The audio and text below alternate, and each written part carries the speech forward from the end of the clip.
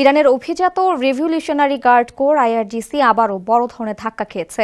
এবার ইসরায়েলি হামলায় আইআরজিসির গোয়েন্দা প্রধান ব্রিগেডিয়ার জেনারেল মোহাম্মদ কাজেমি নিহত হয়েছেন। ইরানের সরকারি বার্তা সংস্থা ইরনা নিশ্চিত করেছে রোববার তিনি ইসরায়েলি হামলায় নিহত হন। শুধু কাজেমি না, রোববার ইসরায়েলি হামলায় আইআরজিসির গোয়েন্দা সংস্থার আরও দুই জ্যেষ্ঠ কর্মকর্তা নিহত হয়েছেন। তারা হলেন হাসান মোহাক্কিক ও মোহসেন বাখিরি।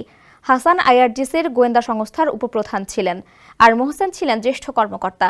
কাজেমি বহু বছর ধরে আইআরজিসির কাউন্টার ইন্টেলিজেন্স সংস্থার প্রধান ছিলেন। আইআরজিসির নিরাপত্তা ও গোয়েন্দা সংক্রান্ত বিষয়ে তিনি অত্যন্ত অভিজ্ঞ ছিলেন।